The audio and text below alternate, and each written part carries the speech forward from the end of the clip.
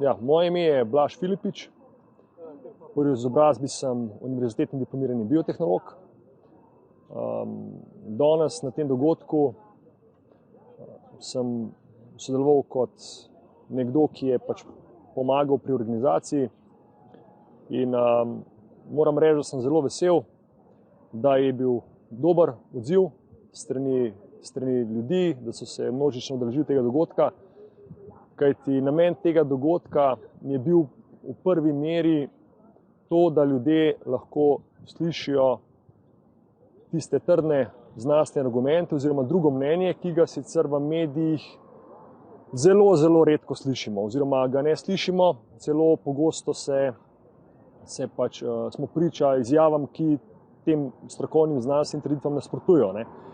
Ampak ker se te trditve tako pogosto slišijo, tako pogosto poročajo, ker jih non-stop ponavljajo, ne, se ljudem usedejo v podzavest oziroma jih vzamejo za dejstva, ne. Tako da to je bil prvotni namen te prireditve.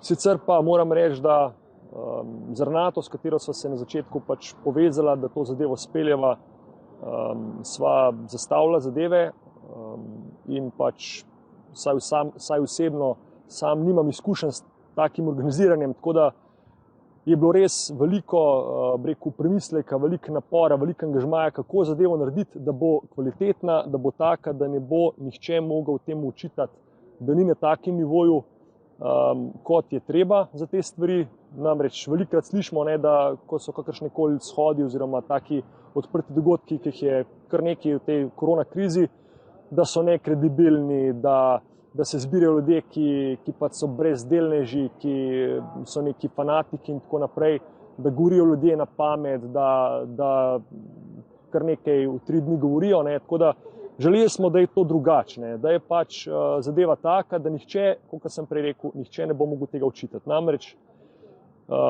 moje osebno mnenje je, da se tiste prave, neodvisne stroke ne sliši. Ne sliši se jo pa zato, ker spet lahko rečem iz prve roke, preprosto te ljudje, ki so sicer pripravljeni marsikaj povedati, ne morejo priti v medije, ne morejo, ne, in to je resen problem. Zato, ker po drugi strani imamo pa ljudi, ki jih je večina, ki v teh stvareh nimajo tistega znanja in ki so izpostavljeni takim in drugačnim informacijam, nekaterim lažnim, nekaterim prenapihnjenim, nekaterim polresnicam in tudi kakšnim dejstvom, in potem ljudje so zmedeni in ne vejo, kaj bi, in na koncu se zanašajo samo na neko vero, na zaupanje in seveda, ker je sistem močen, ker je sistem postavljen, se preveč ljudi potem, oziroma veliko ljudi zanaša nanj. S tem, da ta sistem vemo iz prakse, da ni tisti, ki prevzema odgovornosti za te ljudi, in ljudje, ko temu sistemu pogosto slepo zaupajo, se, ko naletijo na probleme, znajdejo potem sami, Zato se sam osebno in tudi veliko drugih strokovnjakov, jaz se osebno ne delam prav konkretno več v biotehnologiji, delam kot zasebni učitelj, ampak kljub temu imam neko znanje o teh zadevah, sem te zadeve študiral in zadeve spremljam, odkar sem študij končal, kaj se razvija. Tako da vem, da stvar ni v redu, da ni stvar taka, kot nam jo poročajo. In moram reči, da sem spoznal v tem času že res veliko ljudi in vse več jih spoznavam, ki so iz različnih področij strokovnjaki, bodisi pravo, medicina, biologija, karkoli in so enakega mnenja. Se pravi, da nekaj ni v redu. In to mislim, da je prav, da se vsi, ki stvari razumemo, ki lahko raziščemo sami, da se javno izpostavimo in da pomagamo ljudem, ki nimajo teh možnosti, da stvari bolj sami presejo, kaj je res, kaj ni res in tako naprej, da jim pomagamo tudi do teh informacij, ker ljudje se bodo, če bodo imeli informacije, lahko odločali sami.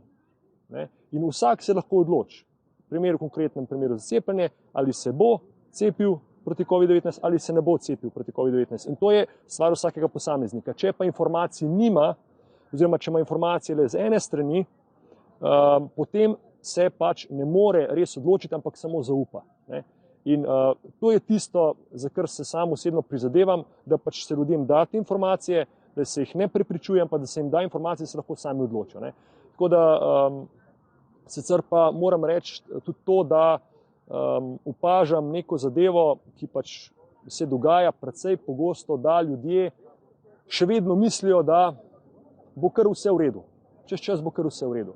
Ne? Da bodo stvari se same razrešile, da bo nekdo prišel, da jih bo rešil, da se jih ne tiče in tako naprej. In to je narobe. Ne? Ljudje so pasivni, ljudje ne iščejo informacij, ljudje niti se ne da pridati nekam, podpreti zadev. Ne? Ljudje se bojijo izpostavljanja, ne? Veliko jih poznam v medicinskih vrstah, v pravnih vrstah, v drugih vrstah, ki pač se držijo nazaj. Ne? Pripravljeni so anonimno določene zadeve pač narediti, ampak se ne izpostaviti. Ne? Rad bi pa tem ljudem sporočil to, ne? Da, kolikor ne bomo se aktivirali, izpostavili, pustili vse to kalkuliranje za sabo, nas bo sistem povozil. In zagotovo tiste stvari, ki se te ljudje bojijo zgubiti, bomo verjetno zgubili. Torej, če se ne postavimo in če ne razkiramo, če ne gremo v skladu s občutkom in ne ustavljamo in tako naprej, potem imamo šanso, da stvari zavremo oziroma ustavimo. Če pa bomo pasivni in čakali, da se bo nekaj zgodilo, potem bo časa tako malo, da se preprosto ne bo dalo več nič storiti oziroma bo tisti napor tako večji, da ga večina ljudi ne bo zmogla. Ne? In jaz upam, da bo še čim več takih dogodkov. Jaz podpiram vse različne take in drugačne dogodke, ampak žal je tako, da pač opažam, da se različni akterji med sabo bolj ali manj prijateljsko gledajo, ne? In to je škoda. Ne? Škoda je, ker potem zgubljamo tisto enotnost. Po drugi strani se moramo pa zavedati, da vsak projekt, ko je, ne moremo vsi pri njem sodelovati. Ne?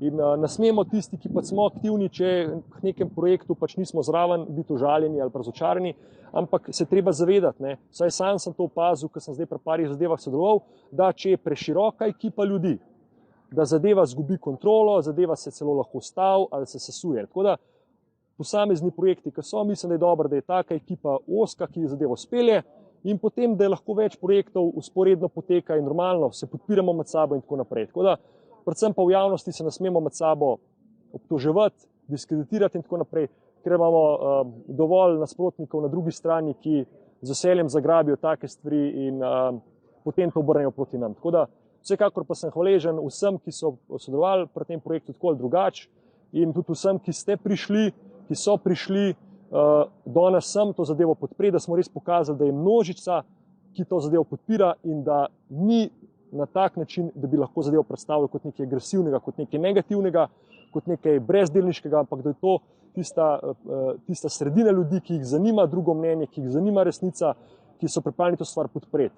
In sem zelo vesel, da je stvar se tako iztekla, tako da ne nazadnje pa tudi hvala vam za povabilo, da sem lahko te zadeve povedal in verjamem, da se še ob kakšni priložnosti srečamo.